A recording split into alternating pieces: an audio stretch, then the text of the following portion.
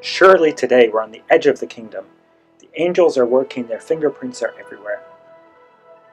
Welcome to the Bible in the News. This is Tim Billington joining you. Let's look at some examples of the angels' work. We've seen now the Jews returning to their land for many years in fulfillment of Isaiah chapter 11 verse 11. And it shall come to pass in that day that the Lord shall set his hand again the second time to recover the remnant of his people. It's the second time. The first time, of course, was the return from Babylon, and now the second and final time is their return from all the nations of the world. There are now more Jews in Israel than there are in any other country in the world. This is a time to be remembered as when God brought Israel out of Egypt. Jeremiah chapter 23, verses 7 and 8. Therefore, behold, the days come, saith Yahweh, that they shall no more say, Yahweh liveth, which brought up the children of Israel out of the land of Egypt. But Yahweh liveth, which brought up and which led the seed of the house of Israel out of the north country, from all countries whither I had driven them, and they shall dwell in their own land. No part of God's word is falling incomplete, as we see with every passing day, more things are fulfilled. In 1967, Jerusalem and other lands were taken by Israel. Joel chapter 3 and verse 1 says, Behold, in those days and in that time, when I shall bring again the captivity of Judah and Jerusalem. Judah and Jerusalem have now been in Israeli hands for a few months shy of 50 years. But I'd just like you to notice that it's Judah and Jerusalem. Now, Jerusalem has to be the old city of Jerusalem, because that is the area that biblically was Jerusalem. That's where King David lived, and that old Mount Zion and Mount Moriah, that is Jerusalem. So that was taken by Israel in 1967, along with what's now called by the world the West Bank, or Judea and Samaria. So the captivity of Judah and Jerusalem, when that is returned. Let's read that again. For behold, in those days and in that time, when I shall bring again the captivity of Judah and Jerusalem. And then it goes on, I will also gather all nations, and will bring them down into the valley of Jehoshaphat. And I will plead with them there for my people and for my heritage Israel, whom they have scattered among the nations and parted my land. God brings back the captivity of Judah and of Jerusalem. The gathering of all nations, note, the gathering of all nations down to judgment is linked to Israel's regathering. So we have to look for global public opinion to swing against Israel at this time as these prophecies are fulfilled. And that's, of course, exactly what we actually see. An example of this is the resolution that was recently passed by the UN Security Council. Zechariah 14 verse 2, For I will gather all nations against Jerusalem to battle. So after years of instigation from the Palestinians, they've been working in these international bodies for a long time to get these things to happen. The nations voted against Israel at the UN Security Council in a resolution that equates Jews building houses in Judea and Samaria with Arabs killing Jews in terrorist acts. Ridiculous, but it's what happened. And it lays the legal framework for the invasion of Israel as it labels Israel's settlements a flagrant violation of international law.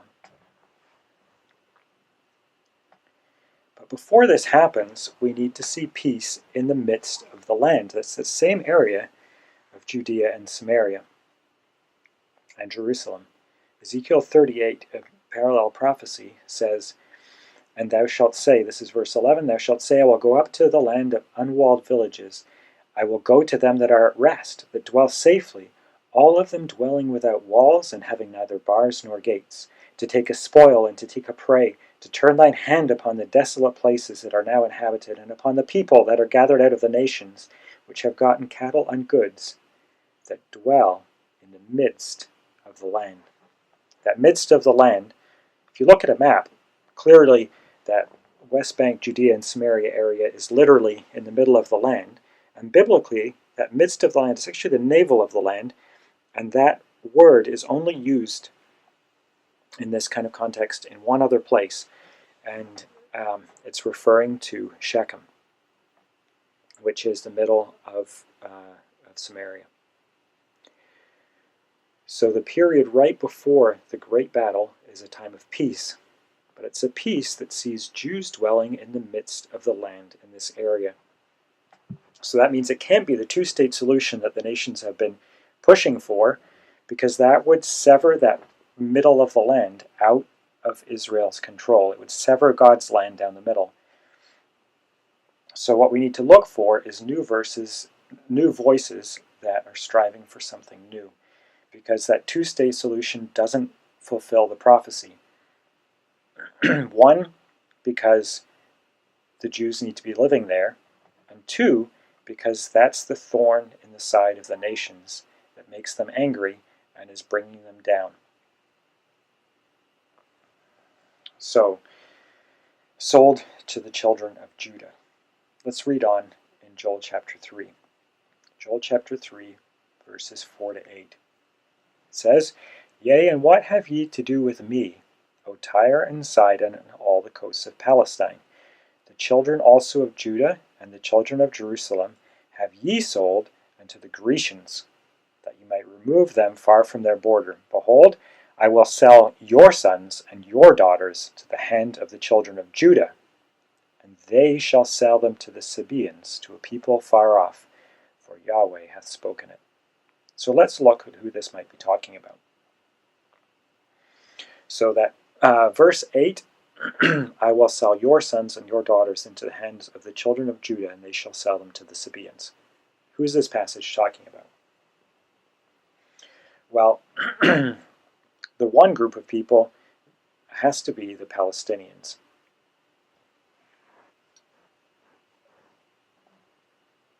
That seems fairly straightforward. And then we also have the children of Grecia. Now the Grecians, if you look back through history to the time of these prophecies, it was described in Daniel's prophecy of the ram and the he-goat as the Grecian power was the power that Rome came out of. So it's associated with Rome in that way. And if we look in history, the Italian peninsula especially, but many other areas also, were settled by the Greeks before the expansion of Rome. And that area of the Italian peninsula was actually called Magna Graecia.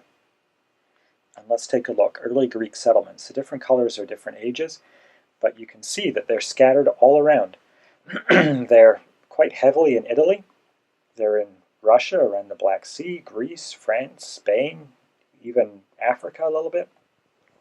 So this Greek influence, these Greek settlements, spread over quite a lot of that Mediterranean area and Europe.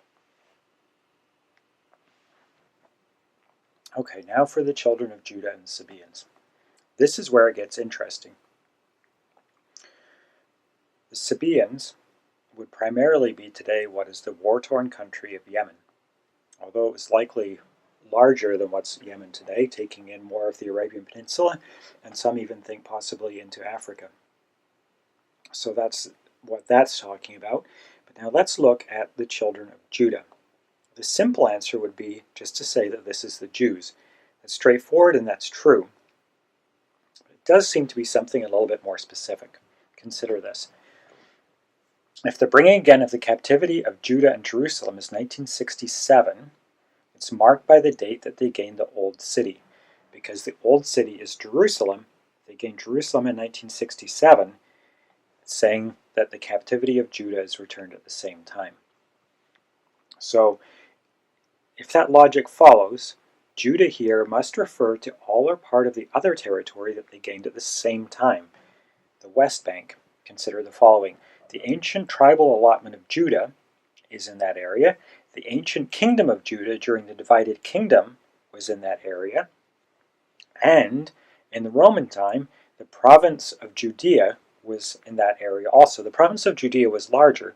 In that case, if you counted it as the province of Judea, you would take in part of Samaria as well. You'd extend further to the north.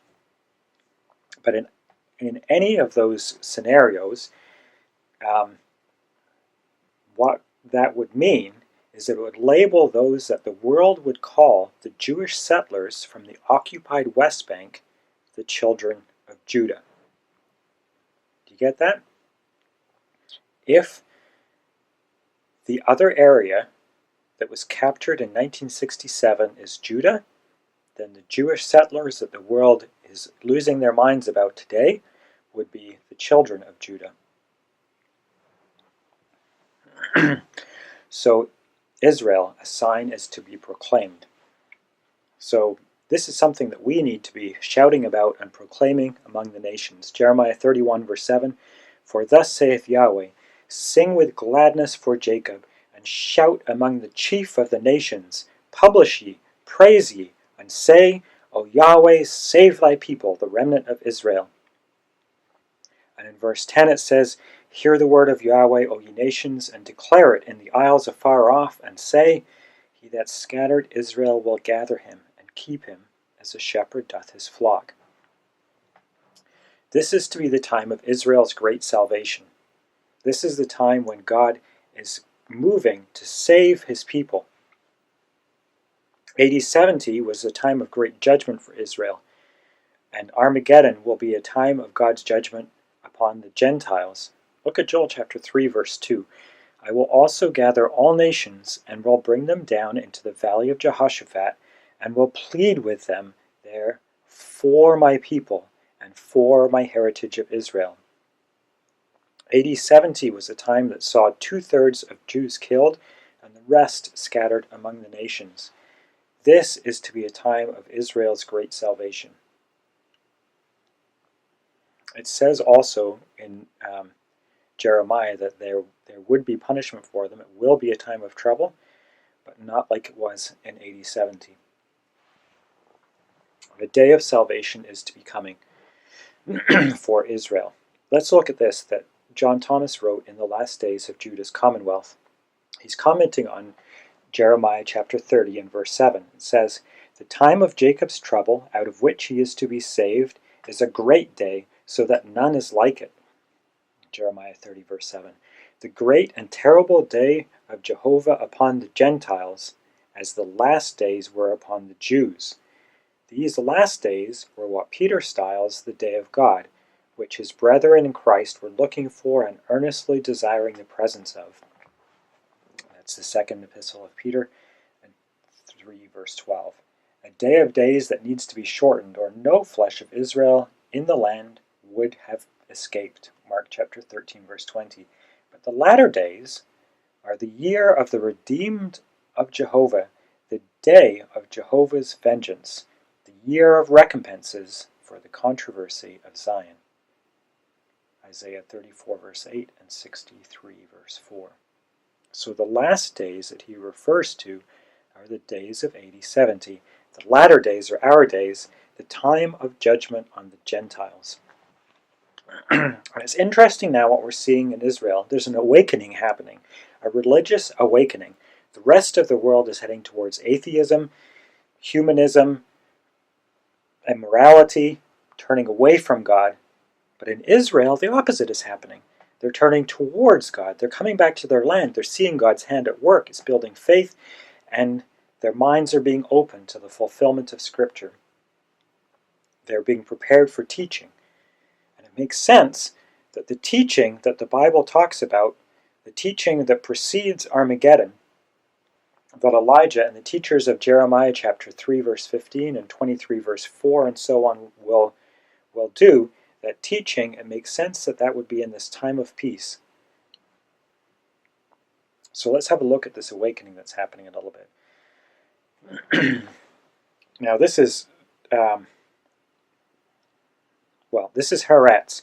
This is a left-leaning paper, and they would not be excited about what their headline is here, that the successors of Rabbi Kook are Israel's new ruling elite. Rabbi Kook was the spiritual father of the religious Zionist movement. That's the movement that has spearheaded the settlement enterprise.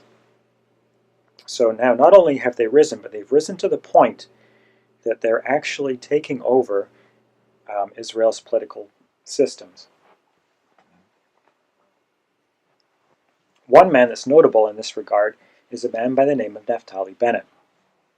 He's currently an Israeli government minister, and a poll was recently taken where it gave a hypothetical situation that if he was the head of the Likud party, that he would actually win the most seats out of any party in the Knesset and therefore would become prime minister. Now, what's interesting is Netanyahu is currently under investigation for corruption, so we could well see quite shortly a new leadership in Israel. Will there be a new leader?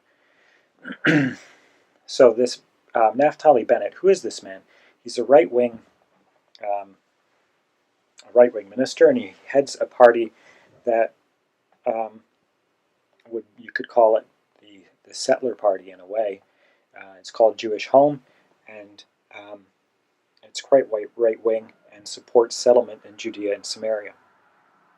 He's vowed to introduce a bill to formally annex the West Bank settlement of Ma'ale Adumim, a city of about 40,000, and it's about 5 miles east of Jerusalem. A recent poll showed that almost 40% of Israelis would favor the annexation of the entire West Bank. These polls show that the political climate in Israel is changing. The political climate has in fact changed to the point that these things are no longer marginal, but they're coming to the center. So this peace in the midst of the land that we're expecting, perhaps now God is raising up just the right leadership to usher in this time of peace into the land. It tells us in Daniel chapter 4, verse 17, that the Most High ruleth in the kingdoms of men, and giveth it to whomsoever he will, and setteth up over it the basest of men. He will put the men in position that he needs to be there to fulfill his will. And I think one of those people is Donald Trump. He's just been inaugurated, and he's been appointing Zionists to positions that would have to do with negotiating peace for Israel. Jeremiah chapter 31 verse 7 said, "Shout among the chief of the nations, publish ye, praise ye, and say, O Yahweh, save thy people, the remnant of Israel." And it appears this is what's been happening. Donald Trump's appointing avid Zionists to set the agenda to bring peace in Israel. Interestingly, Donald Trump has never contacted any Palestinian delegation, which is unlike his predecessor, and he's appointed Jared Kushner, which we see on the left, who is an avid Zionist, and when he appointed him, he made the comment that Jared would be able to make a peace deal for Israel. So that's not a peace deal for the Palestinians or anything like that, but specifically a peace deal for Israel. It's an interesting way he worded that. Friedman, who we have on the right there, is an avid supporter of the settlements and has raised millions for the settlement of Bethel. Interesting also, settlers were invited to Trump's inauguration. That's leaders of Judea and Samaria, the Yesha Council, and members of the Israeli Knesset who support settlement in those areas were invited to Trump's inauguration. One of those people was Yehuda Glick, who is one of 2 Israeli MKs to receive a personal invitation to attend Trump's inauguration.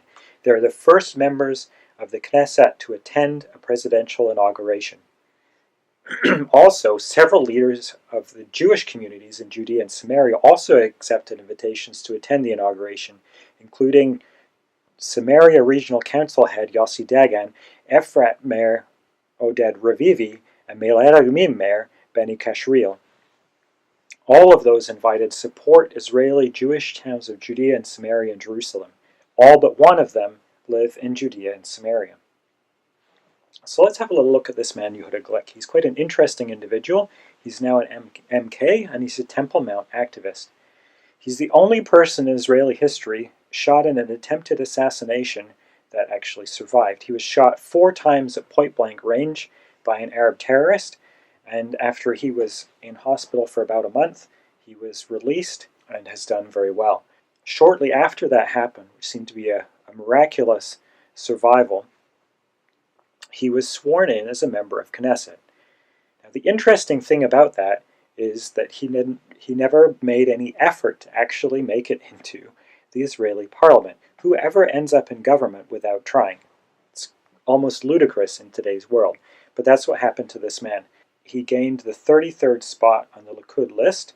It was a spot that was reserved for a resident of Judea and Samaria.